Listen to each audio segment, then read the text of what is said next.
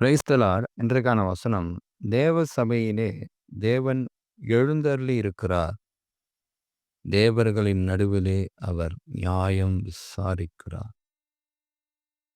ஏன் சபையில எழுந்தருளி இருக்கிறார்னா, இன்னைக்கு அநேக தேவர்களை சபை உருவாக்கி கொண்டிருக்கிறது.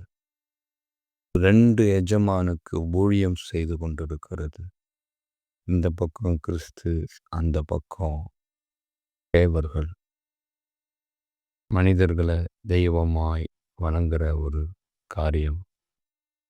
பொருட்களை தெய்வமாய் வணங்குற காரியம். பலவித தெய்வங்களை வணங்குற காரியம். இங்கேயும் வந்துக்கிறது, அங்கேயும் போய்க்கிறது. இப்படிப்பட்ட விஷயங்கள்ல பறந்து கொண்டிருக்கிற இந்த காரியங்கள்ல ஆண்டவர் நியாயம் தீர்க்கப் போகிறார். அவர் எழுந்தருளி இருக்கிறார். அநேக தெய்வங்கள் இருக்கலாம். எல்லா தெய்வத்திலையும் ஒரு தெய்வம்தான் இயேசு அப்படின்னு சொல்லலாம். இல்லை, ஒரே தெய்வம்தான், அவர் தான் இயேசு. மற்ற தெய்வங்களுக்குள்ளே இயேசு நியாயம் தீர்ப்பார். எழுந்தருளி இருக்கிறார். அவர் சபையிலேயே எழுந்தருளிட்டார். அவர் அப்ப தெரியும் யாரு தெய்வம், உண்மையான தெய்வம் யாரு, சிருஷ்டிப்பின் தெய்வம் யாருன்றது தெரியும். இது ஒரு சிலருக்கு கடினமாக கூட இருக்கலாம். ஆனா உண்மை அதுதான். ஒருவேளை கர்த்தருக்கு சித்தமானால், ஆண்டவருடைய வருகை தாமதிக்குமானால், இந்த காரியங்கள் நடக்குமானால், அப்போ உங்களுக்கு தெரியும் யார் உண்மையான தெய்வம், யாரை யார் நியாயம் தீர்க்கப் போகிறார் என்று. ஆனா சபை இன்னைக்கு என்ன பண்ணுதுன்னா, உண்மையான தெய்வத்தை விட்டுட்டு பொய்யான தேவர்களை வணங்கி கொண்டிருக்கிறார்கள். பல விஷயங்களை செய்து கொண்டிருக்கிறார்கள். வெளியில பார்த்தா ஒன்றும் தெரியாது. ஆனா உள்ள பல காரியங்கள் இருக்கிறது. தேவர்கள் கோயிலுக்கு போகிறது, தேவருடைய காரியங்களை செய்கிறது, அது சடங்காச்சாரங்கள், அந்த பாரம்பரியங்களை பின்பற்றுகிறது, எல்லாவற்றையும் செய்து கொண்டு, எல்லாவற்றையும் செய்துவிட்டு அப்புறமாக தேவனுடைய ஆலயத்துக்கு வந்துகிறது. இப்படிப்பட்ட விஷயங்களை செய்து கொண்டு இருக்கிறவர்கள் மத்தியிலே தேவன் எழுந்தருளி இருக்கிறார். நியாயம் விசாரிக்க எழுந்தருளி இருக்கிறார். அதை மறந்துடக்கூடாது. எம்மதமும் சம்மதம் அப்படின்லாம் சொல்லலாம். இது மதம் அல்ல, இது மார்க்கம், இது ஒன்றுதான் வழி.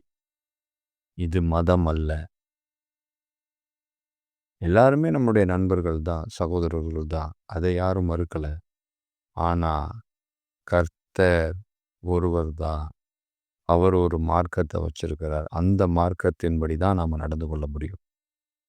மற்றவர்களோட ஐக்கியமாக இருக்கலாம், சகோதர ஸ்நேகம் பாராட்டலாம், அன்பு கூறலாம், எல்லாம் ஓகே.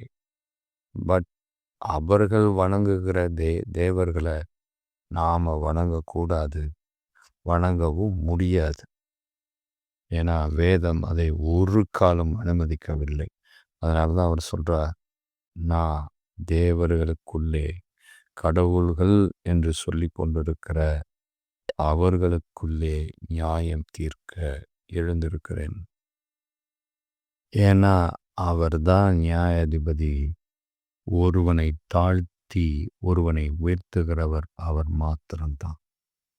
வேற யாரும் இந்த உலகத்தில் அப்படி கிடையாது.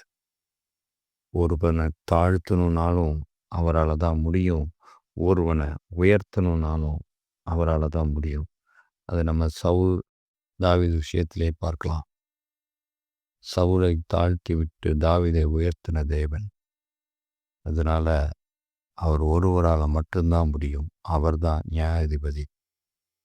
ஒரு தேசத்தில் ஏழைகள் ஒடுக்கப்படுகிறதையும் நியாயம் நீதியும் புரட்டப்படுகிறதையும் நீ காண்பாயானால் அதை குறித்து ஆச்சரியப்படாத.